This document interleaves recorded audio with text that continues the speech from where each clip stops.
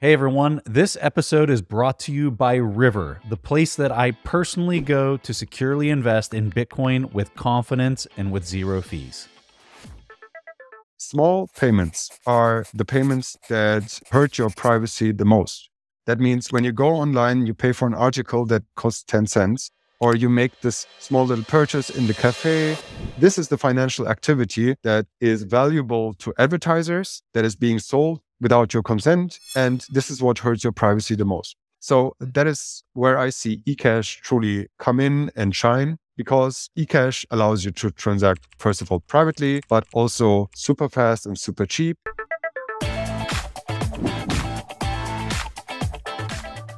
I'm excited about this conversation. I'm a little nervous about this conversation because your intellectual horsepower and coding chops are way up there, and I'm hoping I can keep up with you. So let's see how I do. Here's where I want to start. In engineering, you have to define the problem. You have to define what is it that I'm solving for. You have to lay out the environmental factors before you can even try to solve that problem. So where I want to start is, what is the problem that Cashu is solving? Very generically, and then if you want to go deep after that generic definition, take it away. Well, first of all, that is a great way of starting a conversation, so we don't get lost in useless thinking, basically. With Cashu, we're trying to solve a very real problem, which is the issue of privacy for custodial Bitcoin services. So whenever you're using a custodial system, be it Wallet of Satoshi, or you could also include all the different exchanges that people use, or other payment services, how you use your Bitcoin, all of these systems are typically built on custodial databases. And with Cashu, we're replacing those custodial systems that people already use with a much more privacy-friendly and useful, more efficient system of building payment systems. And that is what we're trying to achieve today with Cashu. But I think this question also allows us to go back in time and ask, why was eCash invented in the first place? What was the problem that eCash, the original invention, the underlying technology that we use in Cashu, why was it invented? And so this technology is super old. It was invented in 1982 by David Chaum, a cryptographer. And in the 80s, the problem at hand was to enable online payments in the first place. This sounds like a very foreign problem to us today because online payment services are ubiquitous. However, back in the 80s, they have come up with this design by inventing literally eCash as the first cryptocurrency system in history to enable people to make online payments. And that's basically the simple goal that they wanted to achieve in the 80s. And coincidentally, they started working on this extremely privacy-preserving technology because they already understood that once life transitions into a more online, internet-based life, that especially online privacy and especially payments privacy will be of paramount importance for democracy and free societies and so on. Love it. It's interesting to me that you immediately started talking about privacy, because I'm probably exposing myself and maybe what I'm always looking at, which is the scaling of Bitcoin. I'm looking at the challenge of running your own full node and opening channels and doing all these types of activities.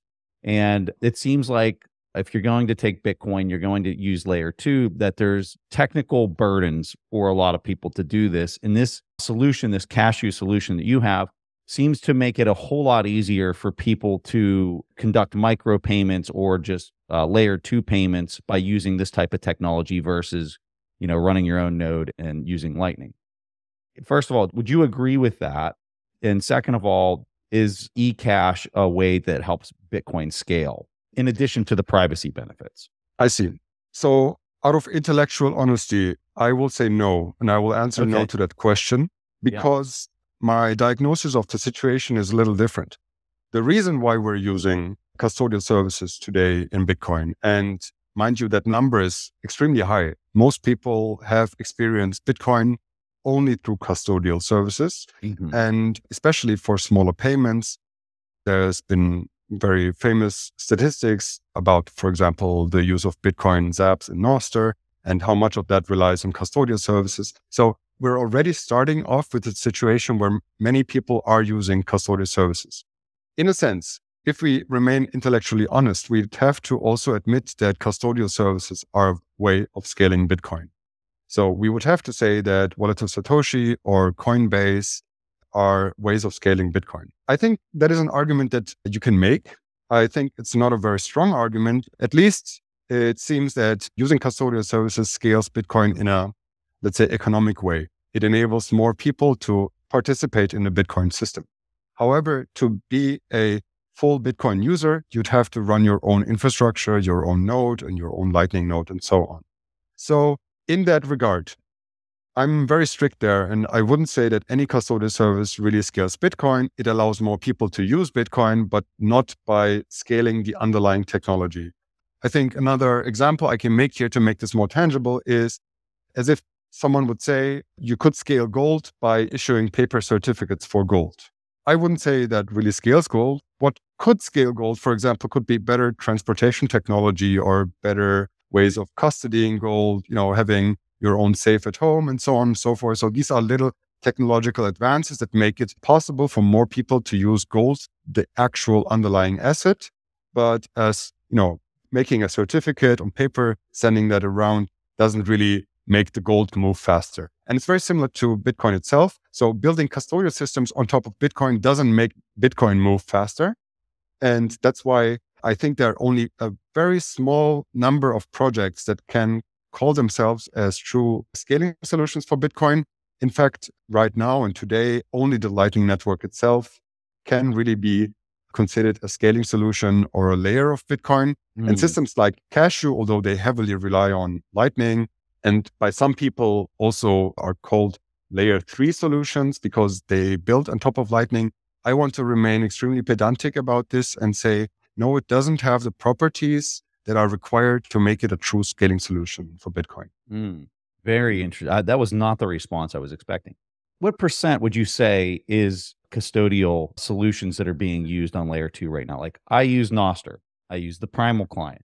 It has a wallet. It's using Strike backend integration, right? So this is all, I have to trust that Strike has the coins and that they're conducting this routing on my behalf. I'm not running that through my own node. What percent, if you just had to guess, of people out there that are using Lightning today are using it in that manner that is custodial, just to help people understand that mapping? So if you just count the number of zaps and try to map those zaps to different entities and whether they're custodial or not, the number is in the realm of 90%. So it's an extremely large number. And that's why it makes sense to care about this group of users, which normally we've basically stopped innovating custodial systems after the invention of double entry accounting, so to speak.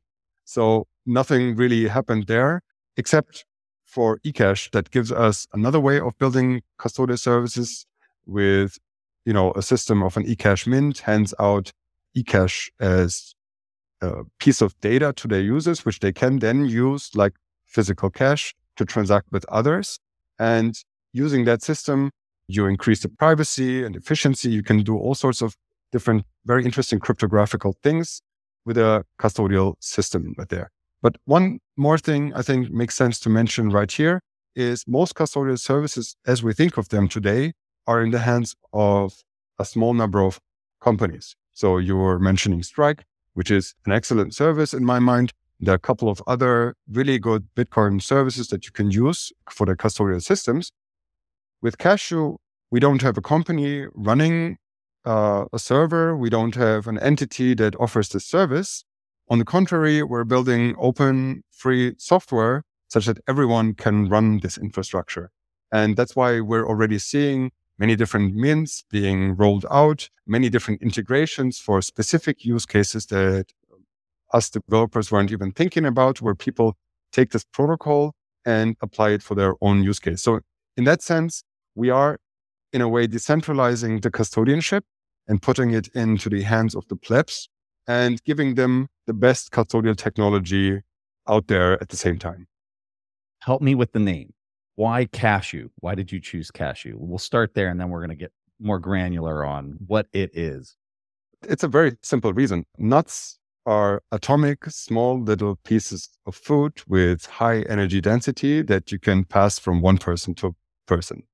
And coincidentally, the best nuts of all the nuts, the cashew nut, also has the word cash in its name. So since we're building an eCash system, it looked like the best choice of name. And it has also proven itself as the best choice for naming the project, because so many other projects around in the Cashu system have adopted nut-based names. And we also have our protocol specifications are also called nuts. The documents are numbered from nut 1 to nut 16, for example, these individual documents. And when you implement them, you typically also implement them with a lightning system, so you can call them nuts and bolts at the same time.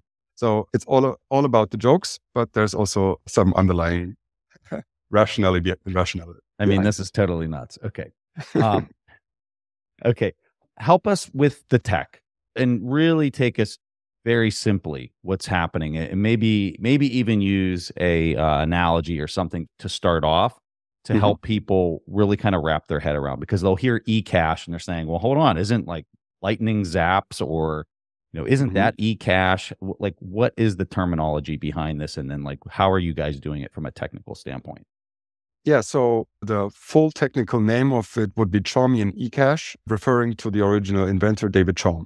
And Chaumian eCash is, the technical definition would be, it's a cryptographic bearer asset token in digital form that you store on your device and can send to other people. Well, that sounds complicated, but that's the technical definition.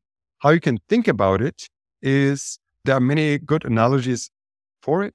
I think one of the most intuitive ones is one from my friend Randall.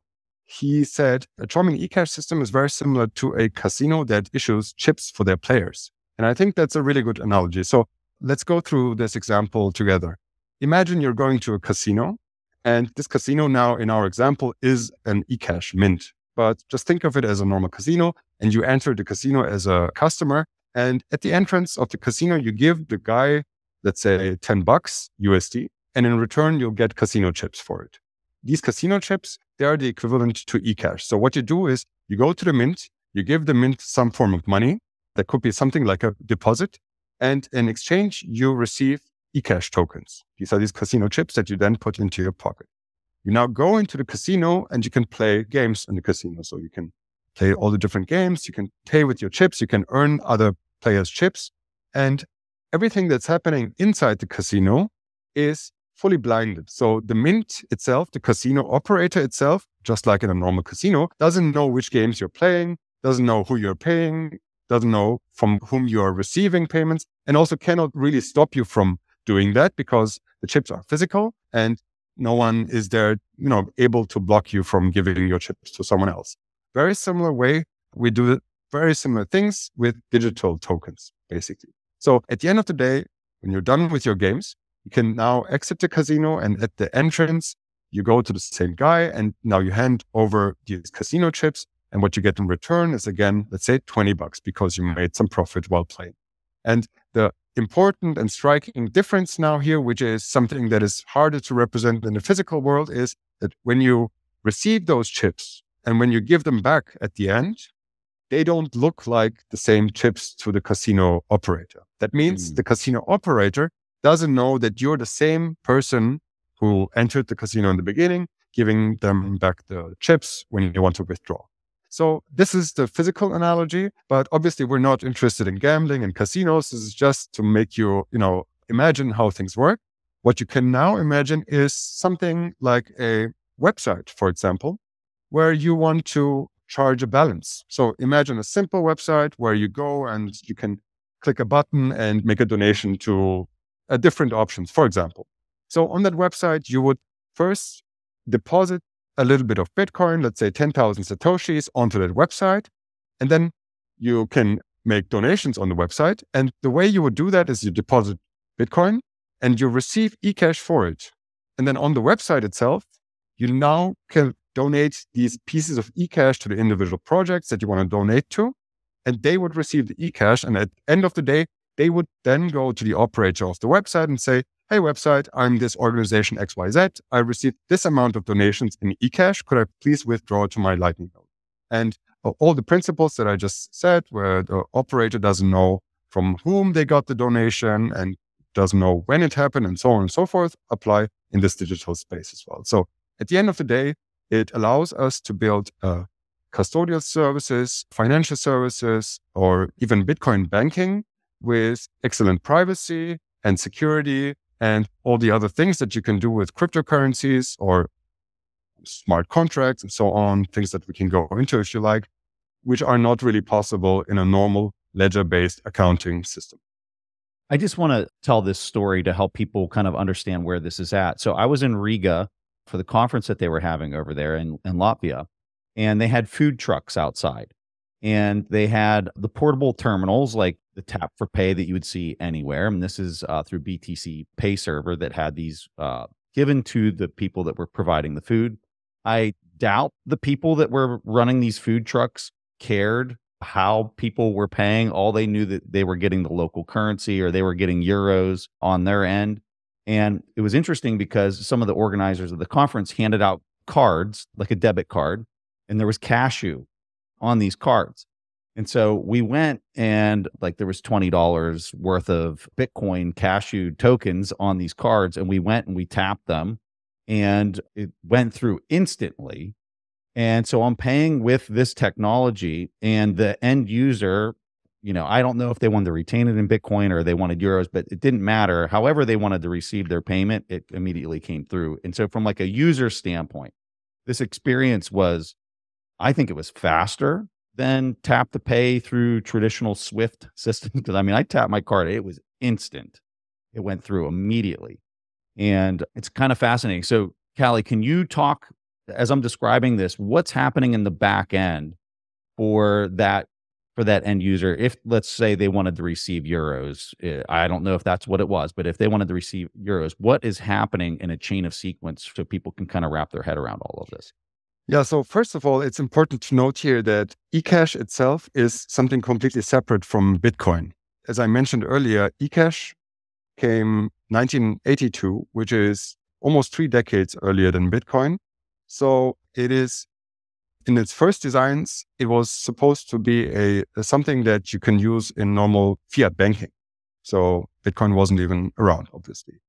And that's why you can build eCash systems for any currency out there. The original idea was, as I briefly mentioned, is to build a digital payment system for the internet based on eCash.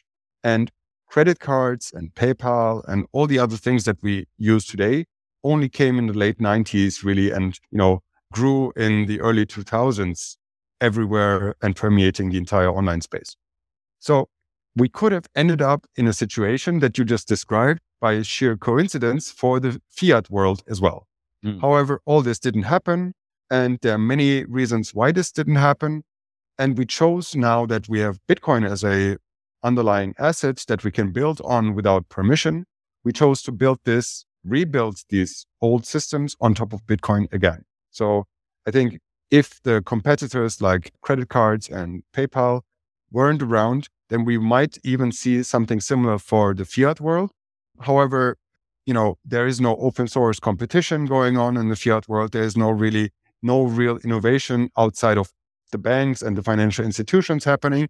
This is all very different in Bitcoin. Bitcoin, we're an open community of many devs out there who just can start building whatever they want on top of the system that invites everyone to innovate whatever they want. Now, coming back to your example. As I said in the beginning, in this casino chip example, when you deposit into a Cashu eCash mint, what you receive in return is eCash as a bearer instrument. And you can imagine this as a little piece of data that the mint hands over to you and that you can then put into your phone.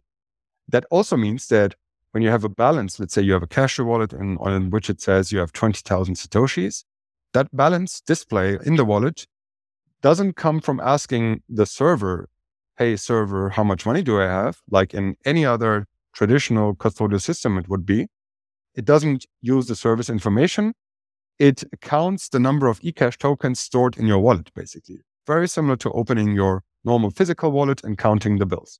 So that's how you get eCash balance, by counting the individual eCash tokens. Now, obviously, you can not only store these tokens on your phone, you can also store these tokens on a card. As you just mentioned, NFC cards, we can put data on them.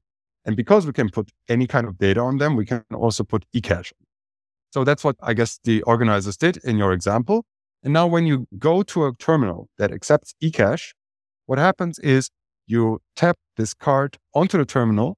The terminal can now, like with a normal card payment, take the eCash from the card and then either choose to keep the eCash and withdraw it later with the mint, or if the card's terminal owner chooses not to trust your mint because they don't want to go into a relationship with this mint who issued this eCash, they could immediately take the eCash and withdraw to their own Lightning node. So that's what's happening in the background. In the second case, you still have the speed of Lightning. So you need to wait until the Lightning payment is complete, which can be super fast, which can also, in the worst case, take 2 weeks. If, in the worst case, Lightning can be extremely slow, but usually it's fast. In the best case, Lightning is reliable, but sometimes it gets stuck. So there are a couple of problems with relying on Lightning itself. I think it's also one of the reasons why so many people use custodial systems. They don't have these problems. So that's the second option. You withdraw immediately to Lightning. But if you're an operator of this payment terminal and you got the payment terminal, for example, from the conference organizers, so the organizers put up everything and you kind of trust them to offer a stable service, you could also just keep the eCash and then withdraw at the end of the conference, basically. In that case, what happens is they take the eCash, and to prevent the double spending of the eCash, they send it once to the mint, to the server. The server says, this is eCash that wasn't spent yet, so that's all fine. Puts it into a database in which it stores all the spent eCash and gives you new eCash. So this is what happens when we too would make an eCash transaction. Is I take my eCash, I give it to you.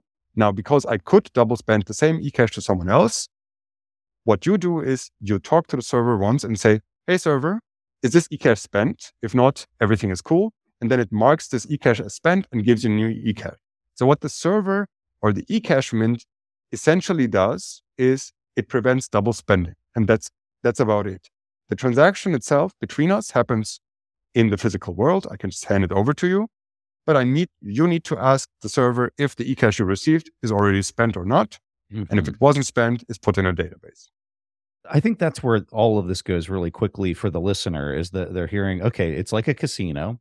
And I know that, you could come up to the casino operator, you could hand them $100 bill, and then they could hand you the tokens.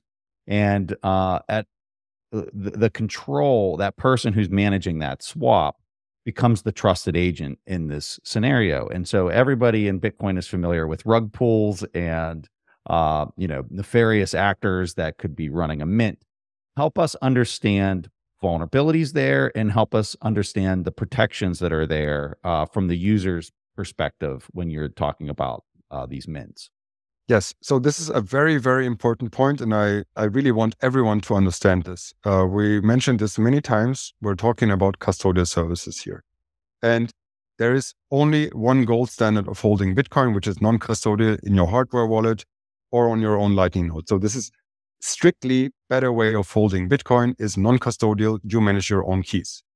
So if you have made the step to use a custodial system already, which is due to all those reasons that we already mentioned, in the first of all, you should only do that with a very small amount. That should be your spending amount. So it should be the same way you treat your, let's say, balance on your Chase bank account or your retirement account versus what you carry in your purse, in your wallet when you walk around, right? It would be, let's say, $100 that you're willing to lose in case you lose your wallet. And that's the same kind of caution that people should take when they use any custodial service. Now, in comparison to other custodial services, eCash doesn't really make it easier or more dangerous to users. So in that sense, the custodial risk is basically the same for any user. If if you use Wallet of Satoshi, you trust them with your Bitcoin. If they would run an eCash mint instead of their database, normal database ledger system, it wouldn't increase the risk for you. Mm-hmm. However, we would like to be better than that. And so in my mind, there are two major risks for custodial systems. I call them the fast rock and the slow rock risk. The fast rock risk is I run a big service and then one day I choose to just vanish from the earth, take all the Bitcoin with me and, go to Cuba or something like that. This is the fast rock risk. And none of those services really protect you from it. So if you have a normal custodial service where either, one person or multiple people can control the Bitcoin underlying Bitcoin. So this applies to a single SIG custodian. It also applies to a multi-SIG custodian the same way. They could come together and decide we take the Bitcoin and we run away. So that's the fast rock risk. And none of these systems really solve that. I want to mention Fedimint and Liquid. Fedimint is a federated eCash system. It's similar to Cashu, but federated. Liquid is a federated sidechain. And there are other federated sidechains where multiple people would have to collude in order to pull off the fast rock. So that increases your safety by that, in that you can trust that collusion is unlikely. The slow rock risk, though, is a bit more tricky, and the slow rock risk is basically hidden inflation. So how do you prevent the operator of this financial service? The same thing applies to banks in the fiat world. How do you prevent them from giving out more liabilities, handing out more liabilities to their users than the reserves that they have over a slow or long time frame? And if you do it over a long time frame, it's even harder to detect. So what you can imagine here is a mint that holds, let's say, 1 Bitcoin in total from all of their users, but it has issued 1.1 Bitcoin in liabilities to their users. That means if everyone were to withdraw at some point, someone would be, standing in the rain and couldn't withdraw because the Bitcoin isn't actually there. This is a major problem of all custodial services and all exchanges out there. We see proof of reserves being very popular for exchanges, especially. However, there's one side of this coin, which is proof of reserve. And the other one is proof of liabilities. That's a much harder problem to solve. Proof of reserve is super easy in Bitcoin. You just show, you point to the chain and everyone can see the Bitcoin. So that's your reserve. Proof of liabilities means proving how much you have given out to users. And with normal financial institutions, such as also classical exchanges, what you have is an auditor coming in, looking at the databases, and say, trust me, bro, I'm from KPMG. They didn't print more liabilities than reserves that they have. So that's the traditional way of doing proof of liabilities. That's obviously not useful for anonymous online systems. So what we come up with is a scheme in which the mint essentially publishes its database regularly, and users of that mint can check these published databases regularly whether their eCash was included in these publications. And that way, users can, in a certain range, make sure that the mint hasn't printed more eCash than the Bitcoin it has received. So we're trying to get to a point where we can build safer mints and allow also some kind of auditing from the users of the mint itself.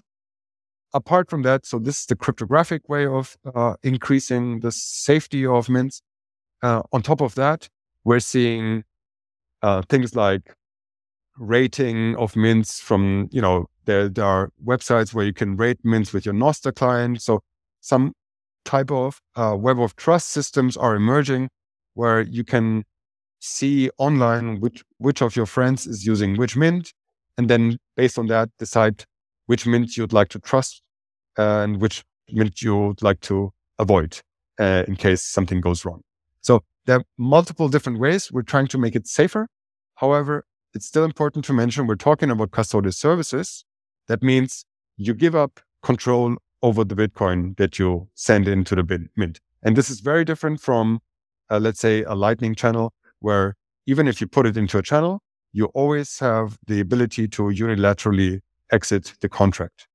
And as long as something doesn't offer that kind of protection, a unilateral withdrawal from the protocol, it's always important to remember and to make sure that you're using a safe service out there. So this quickly turns into banking the way that we think of it today, as far as there's required trust and there's required brand that's associated with that trust with the bank. So I saw on Nostr, this was maybe a couple days ago, Brad Mills had a question and he said, are there any successful Bitcoin bank as a service apps using Fediment's eCash or similar? And you responded, Calle, to this question. You said Coinos wallet. And can you just elaborate more on this idea, like 5, 10, 15 years from now? How do you see this kind of evolving from a services standpoint? Are we going back at the payments level and at the, you said it very clearly. If you're dealing with $100 in your wallet that you're walking around with, that's what we're talking about here. We're not talking about requiring trust to store $5 million. If you're doing that, you're on layer one. You can do that completely on your own. You can do that in a very trustless way where you never have to trust a bank ever. But when we get into payments and doing it in a way that is quick, reliable, it seems like this is going to be how a lot of this space emerges, is having bank-like services. I'm curious if you agree with that. Help us understand this idea of bank services. Look, so I wish Bitcoin would scale infinitely.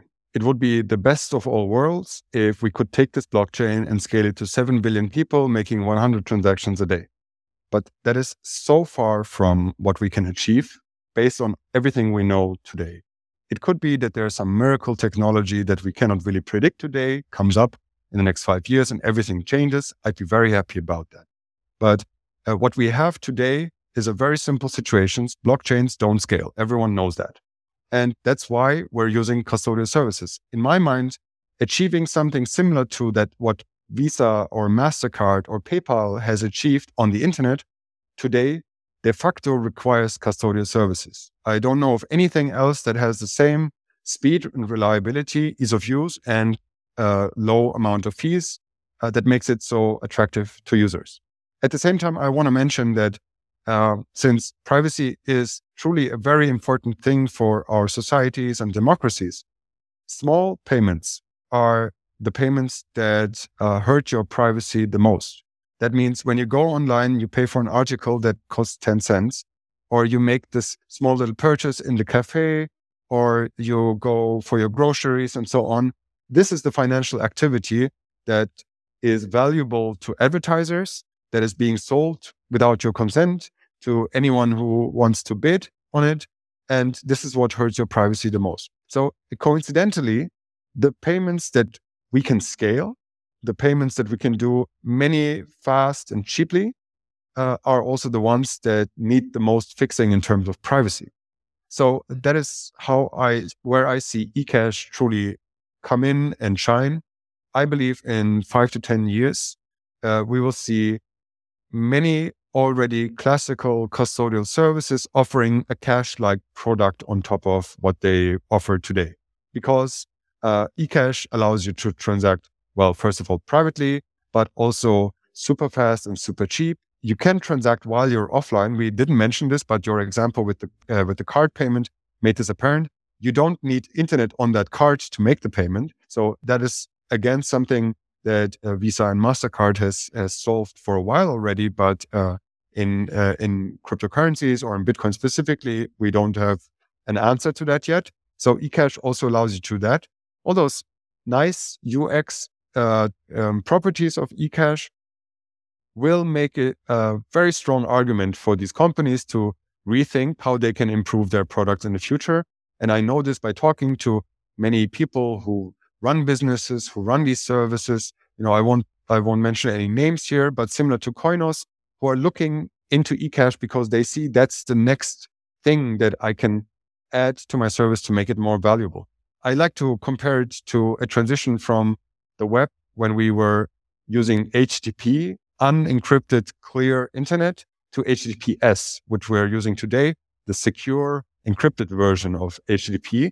And you'll notice every website today only uses HTTPS and using HTTP is a big no-go. If you see a HTTP website, you turn around and don't use it, basically. And I would like to see, and I also see a very good argument for that, is that all these services, small little custodial services, a website where you can charge your balance, a website where you can tip someone, a website where you can pay for an article, all of these can transition to a better system that gives their users more agency, more privacy. And that's why I predict that many services that we're using today already will add some type of eCash on top of the products that they're offering today already. Talk to us more about offline payments and how you're able to, like, what's happening technically there that's allowing this to happen, that you don't need an internet connection, because I think that'll blow a lot of people's minds. Yeah, so offline payments are truly fascinating with this. So as I said before, the state of your wallet means that the eCash that you have stored on your wallet, that's your balance that you carry around with you. So there are 3 different ways of making offline wallets. I want to go through all of them. One is the sender and the receiver is offline. Both of these parties are offline, and you want to make a payment that can't be double spent. Now, unfortunately, the answer to that is it's not possible. You cannot make a digital payment where 2 parties are offline and be sure that it cannot be double spent. That's just the way it is. I take data and I give it to you. And since you cannot check whether I send it to someone else, I could just send it to someone else while you're offline and no one would notice. So that's not possible. We can try to achieve some kind of fully offline payment by, for example, making my app prevent me from cheating on you and so on. But on a technological foundational level, it's not possible. We can try to hide some aspects about it to make it possible. So, okay, that's fully offline. Now we have 2 other cases where one case is sender is offline and the receiver is online. And the other one is the opposite. The receiver is offline and the sender is online. Let's start with the first case. The first case is sender is offline, receiver is online. This is a case where, for example, you go into a bar.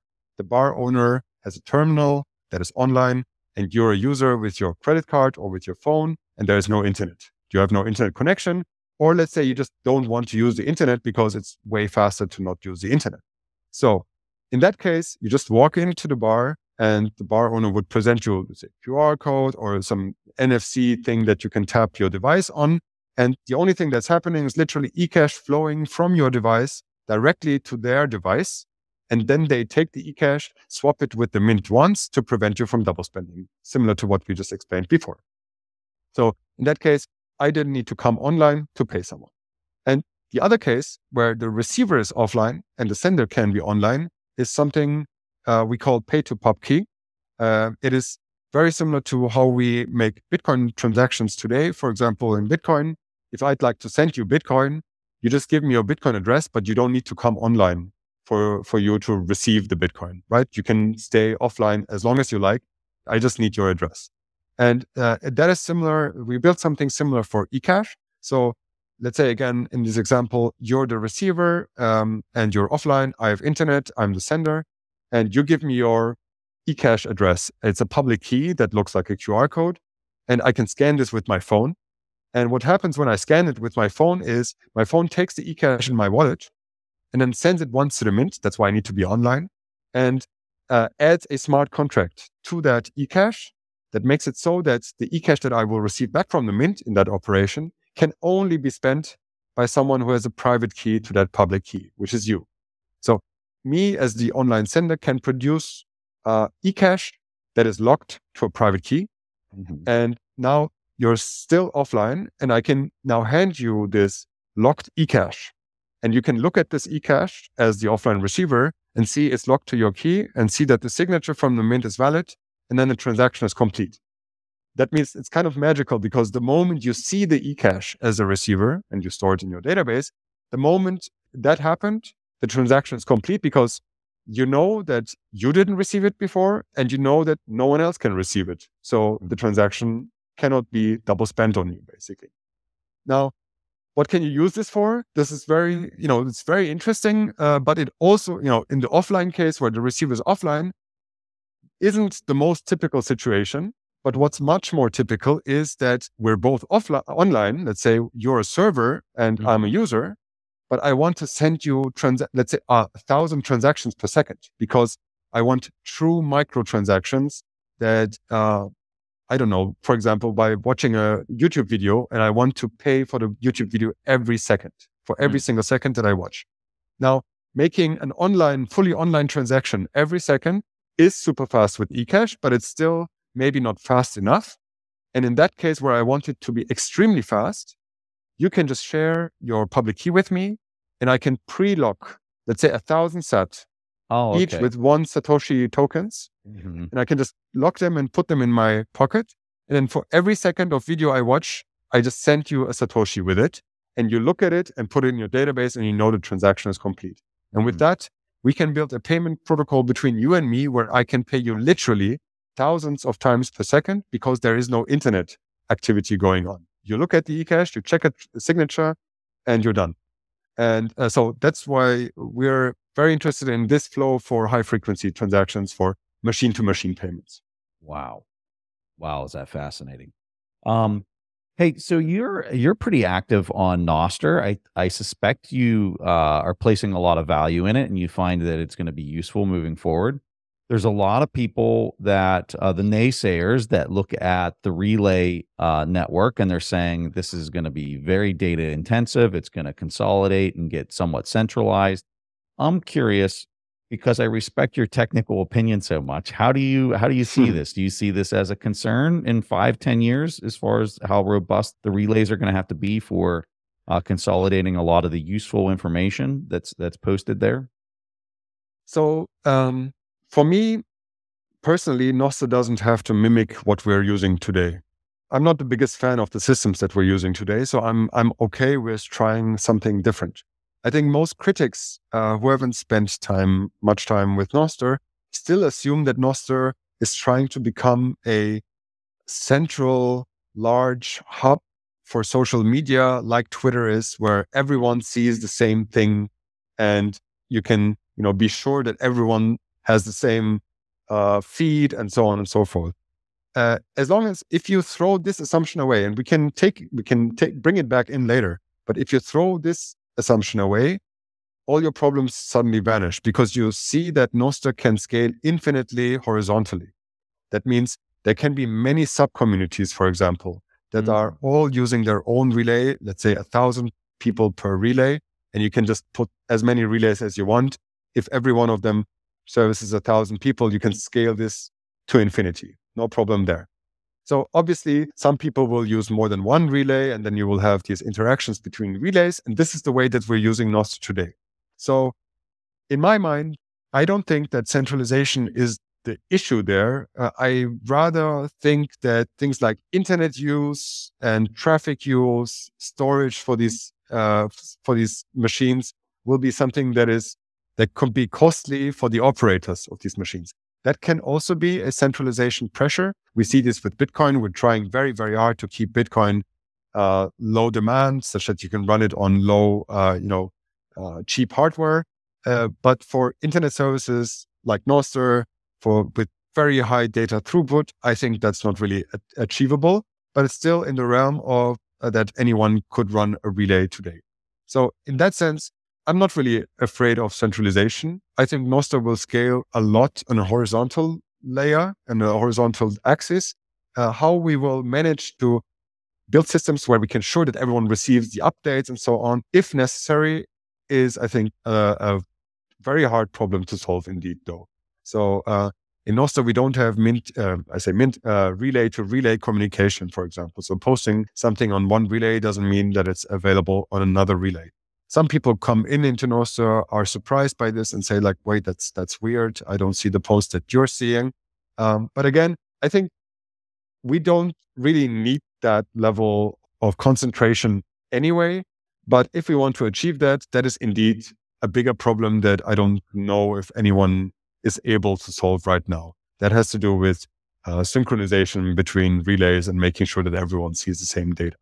But as you said before, I'm a big fan of Nostr, not only because its scaling properties, but it's an open system. It allows anyone to build anything they like within the boundaries of scaling and the tech that supports this infrastructure. So if you want your application to have access to a social network with minimal effort, right now there is basically nothing other than Nostr that you could use with a simple library included into your application, and boom, your, let's say, Cashu wallet suddenly sees all your friends that you're connected with on Nostr, and with a simple click, you can send them eCash. This is something that now, as an example from the Cashu ecosystem, we could have never built in order to achieve that kind of UX. We could have never achieved that at all.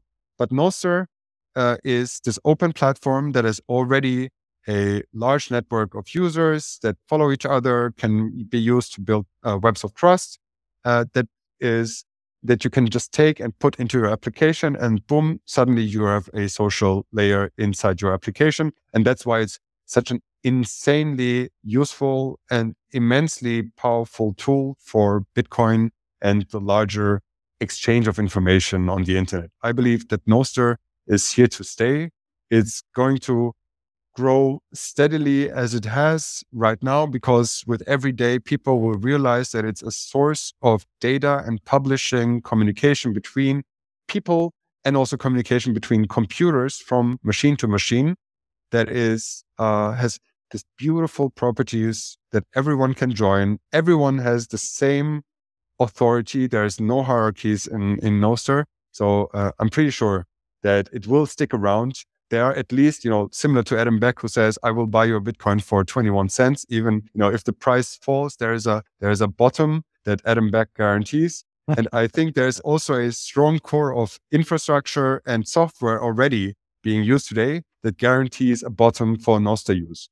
Even if everyone stops using Nostr as a social media client, there's enough software out there already that needs Nostr in order to make coin joins, Cashu transactions, Lightning apps, and all these things possible. What's interesting? So we had dinner there in Riga. There was probably 10 or 14 people at this dinner.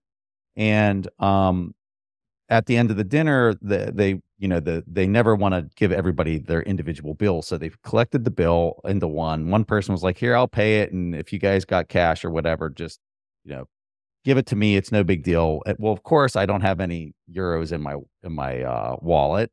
And I was able to just go on the Nostr. I found this person and I paid this person $50 worth of Bitcoin right there on the spot. And they had no choice whether I was going to give them the money or not. I was able to pay them without even their permission. I was able to find them instantly. I mean, I did all of this in 20 seconds, 30 seconds. I was able to find them, immediately clicked on their wallet, and then just, send over that. And what was great is people that are, well, I can just Venmo that here in the US, or I can use Cash App. Well, you have to have the same application. I'm in Europe. They don't have, I don't think they have Venmo, in Latvia. And so it was just, I don't know. It was just pretty fascinating to see how quickly all of this could happen. And it's in this open source, open network kind of way that I didn't even have to talk to the person. I didn't have to ask them their bank address or any of that kind of stuff. It happened in literally 20 seconds. It was wild. Well, that's beautiful, because Nostr as an index for people to find them and reach them is insanely useful. And to add a more nerdy point on top of that is that it also gives us public-private key pairs, so that you're not only able to find someone and communicate with them, but it also already is useful for making sure that something is authentic. For example, if I'd release a statement as Calle, which I don't do often, but let's say I release a statement, the best way of making sure that this is indeed from me would be to sign it with my Nostr private key. Even if that statement has nothing to do with Nostr, the most trust to one of my private keys is on my Nostr private key, because so many people have communicated with me on Nostr already. So I think that is an insanely useful thing. PGP has tried to achieve this also with key servers and so on. Like people from back in the 2000s and 90s and earlier will remember all of this, and it never really caught on. We needed these servers where we upload public keys and make sure, I'm Preston, this is my email address if you want to reach me and so on. All of that is not necessary anymore, because we have keys that are already backed by some social credibility through use on Nostr there's one more thing that I wish was stronger than it is today, which is the Bitcoin conversation itself. I've been, following Bitcoin conversations from the days of Reddit. And then when Reddit started to slowly die, everyone moved to Twitter. And today, most of the important Bitcoin conversation happens on Twitter. We also have the mailing list, and that mailing list has turned into a Google group now. There's Delving Bitcoin, another platform that is more forum-like. So I would say these are kind of the most important communication media that we're using for Bitcoin itself. And Bitcoin is so important that it is also very important what medium we use to communicate with each other, to talk about soft forks, to talk about changes to Bitcoin, dangers or best practices, and so on and so forth.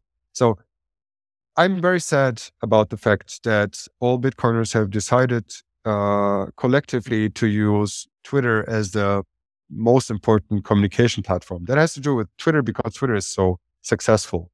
But I wish we would all see the benefit of using something that is not controlled by a single entity. It is truly dangerous to use something like Twitter for Bitcoin discussions because we know how rallied up and political and emotional discussions about Bitcoin can also become, especially when they're important, especially when it's about security, safety, and changes to Bitcoin. So these conversations can be manipulated by the operator of these services. And with Nostr, we always have a safe haven for our communication in case everything goes nuts and breaks or is being manipulated under us. And we can always use Nostr for a true censorship-resistant communication, especially for Bitcoin. So my wish would be that the Bitcoin community itself more and more sees this value of Nostr and would move on their discussion to a place where their speech cannot be manipulated like with an open network.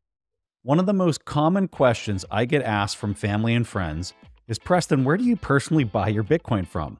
And the answer is really simple. I buy it on river.com.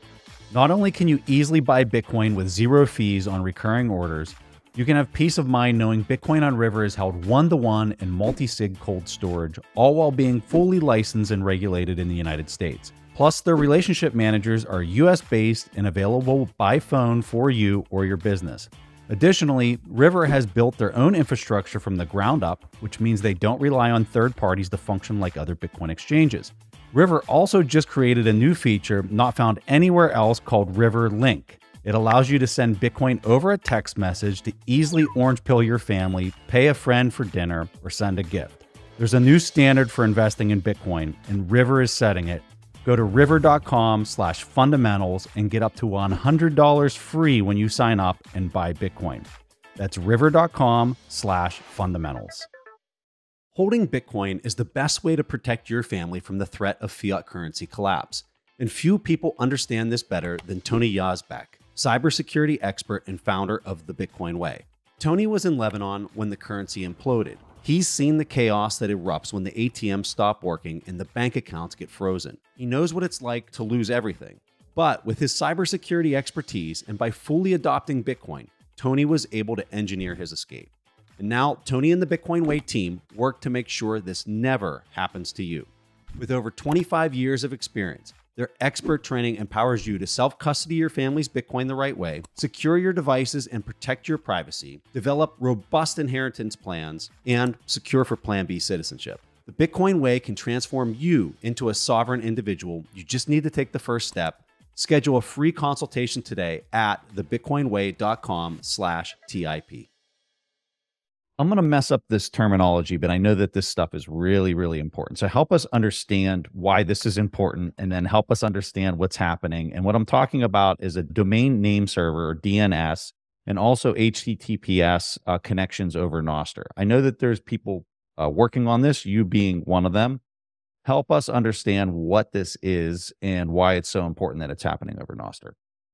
So domain name system, this is DNS, something that everyone knows, even if you don't know the name of it, which is the way we type addresses today to reach a website, www.google.com. This is a human readable address. And in order to reach the server, where Google offers the services, what your computer does is it goes to a server, additional service run by someone you don't know probably, that's called a DNS server. And you ask that server, hey server, I would like to know what's the IP address of the server corresponding to www.google.com.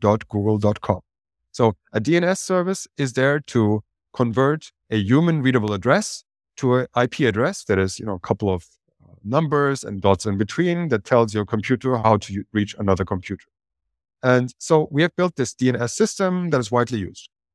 It's working quite okay. However, it's important to realize that this is a highly controlled and large parts also centralized system. That means there are only very small amount of groups that can access these DNS servers, can make changes to these DNS servers. You need permission to register a domain. You need to identify to register a domain legally. And once you have the domain, in case you do something that the domain operator, DNS server operator, or the government doesn't like, they can always just press a simple button that is already there for them to turn your website off.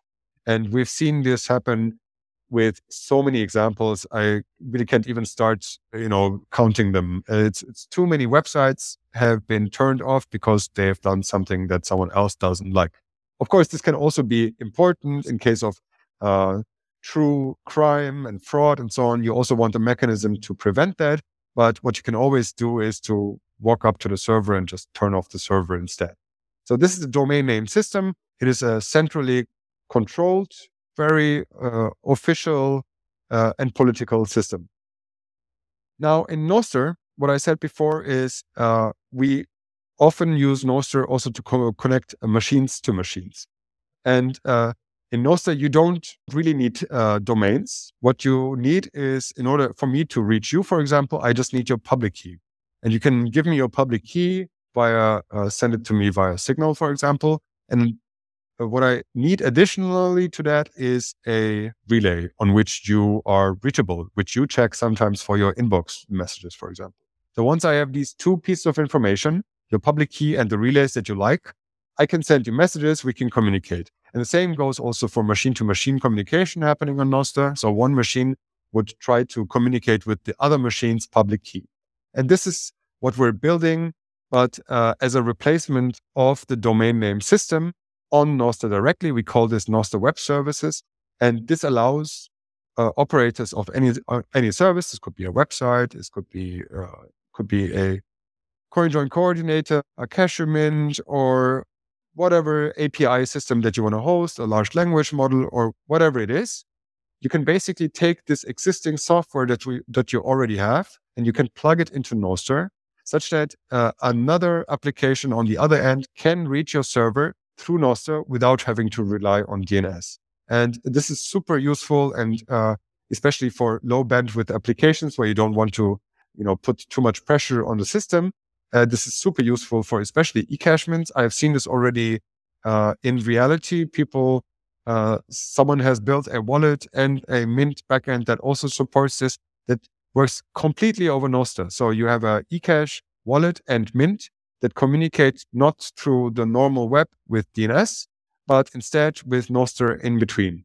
And this is amazing because first of all, it allows anyone to run a service without having to run it on a server that is reachable by anyone. So it's like opening ports and redirecting and firewalls and all of this technical stuff that you need to take care of to run a service. So you don't need all of that. And the second of all is you don't need to share your IP address or domain name as well with your users. So your users don't even know that the machine that they're talking to runs at your home, for example. Mm-hmm. But instead, the only thing that the user sees is the relay through which they communicate with you. And this really, gives us more resilience for these services. We can run them without being, without anyone being able to rug us from our DNS names, and also protect the people who run these services such that they can also do this privately. I think this is such a huge deal. I think this is a massive deal, that this centralizing force, which is the DNS, is completely undone in the way that you just described, because now you're basically able to have your own private key that's associated with your pub key that can then be tied to an IP address. It's so simple, but so insanely profound to protect the integrity of anybody being able to list a website or a service online without effectively the government coming in and saying, we don't like this IP address, or we don't like this person that has this website, and we're going to shut it down through DNS if that was the attack vector. Did I say all that correctly? I feel like I said that correctly, but maybe my technical. Yes, you did. And but it would make sense to also mention that, and Nostr itself is not the best privacy tool. So if you're looking for true privacy, then there are services like Tor, I2P that are more suited to that, because they add multiple hops between you and the server that you're trying to reach. So just keep in mind that if your requirements are extra high and you need extra care, then it's better to use well-established software or projects or tools that are recommended for activists and so on. So yeah, yep. So I'm talking with people about this hole punch technology, which seems to be for direct messages, and this is the folks that are the Tether folks are the ones that have put this protocol out. I guess the protocol itself is fully auditable. My understanding from talking to them that the proprietary piece is on the application that they've designed and the UX that interfaces with this protocol. I'm curious if you have played around with this at all. And the reason I'm curious is because if you're using Nostr for, call it identity, so you and I have a connection on the Nostr protocol. So I follow you. I think you follow me back. I'm not sure, but we can find each other very quickly. And then if we're using, and right now Nostr has its own way of conducting direct messages between us, or if we wanted to create a group chat, that I don't know that we're there with the group chat yet, but we don't necessarily have to use Nostr's DM protocol. We could set up another type of protocol, call it hole punch, that's using Nostr for us to identify each other, to set up our own social graph. And then we can use these other protocols that may be better or may be worse to connect. And it's completely up to the client provider to orchestrate these different protocols and these services for us to interact in what we think is the best way to do it. I'm curious, have you played around with this hole punch? Because I know you can also do video this way, and it's serverless, so there's no data sitting on anybody's servers in between. What are some of your thoughts on this, if you have any at all? So I haven't tried it, but I think I have at least a vague understanding of what it's doing there. Just to summarize my understanding, and hopefully that's not wrong, hole punch technology itself is something very useful, and it helps to connect two computers directly to each other, peer-to-peer. And why is that so hard to achieve? Most of the time, there is at least multiple other computers between your computer and my computer. There could be a router, for example, at your home. So this is a very basic thing that prevents you and me to connect directly to each other. That's why we're seeing the client-server scheme being so dominant on the internet. We have a clear distinction between what is a server and what is a client. The server is always reachable. The client is usually not reachable by anyone. And the client then connects to the server, and then we do something with that.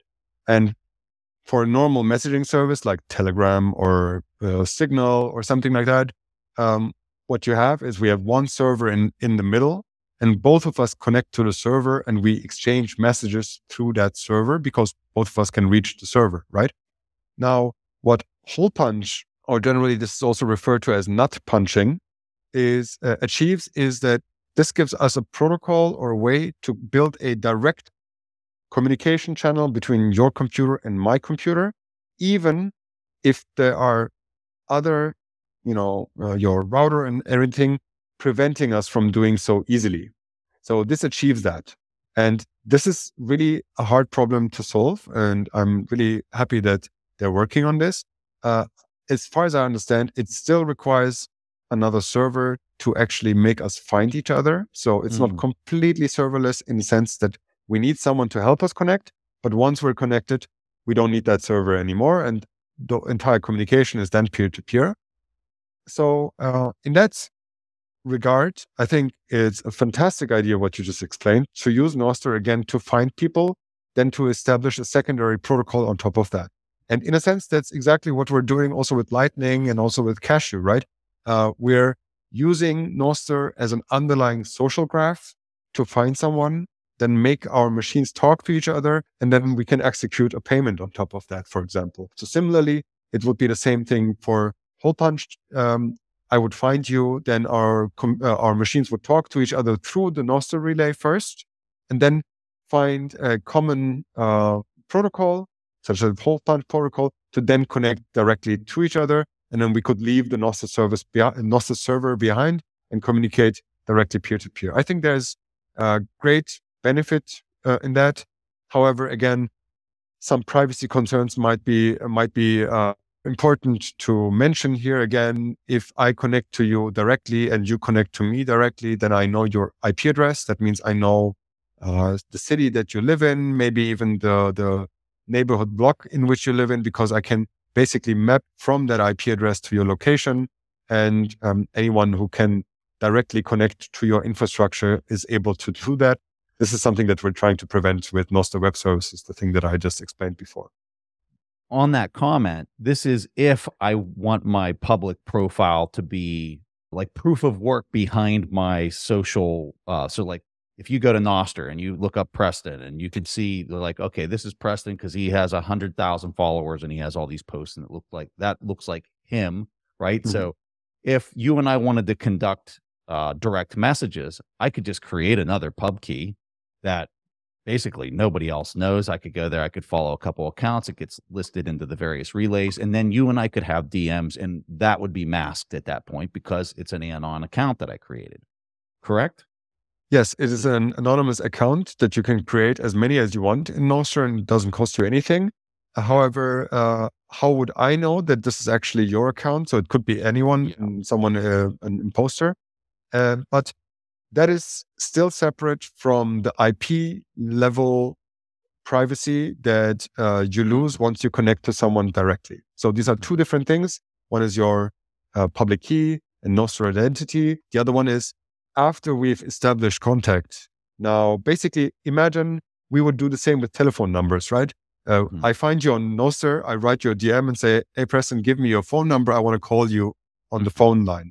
So you sharing your phone number with me is obviously, you're giving away some part of information about you and which country you are. And with that phone number, I could probably locate you if I'm the police and so on and so forth. So this is, once you level up the communication onto a new protocol, you have to ask yourself again, what are the privacy properties of this new protocol that we're engaging in?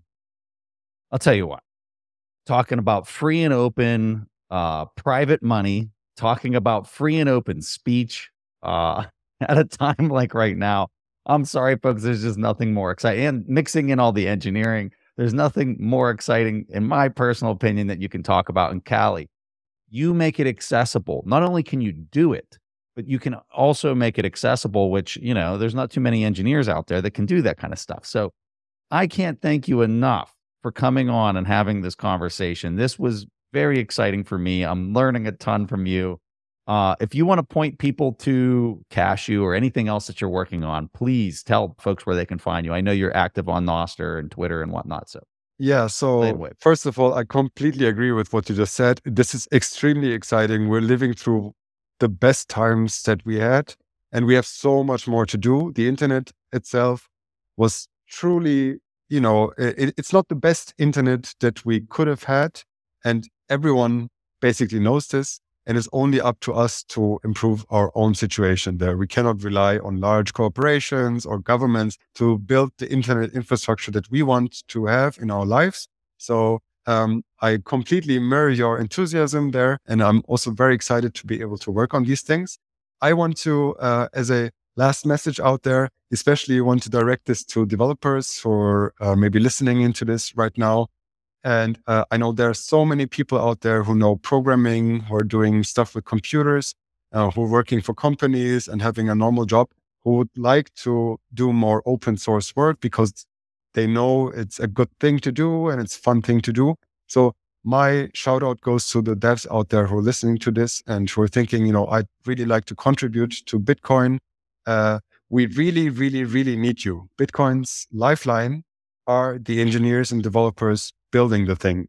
It's very important that people do podcasts and education and courses and so on and so forth.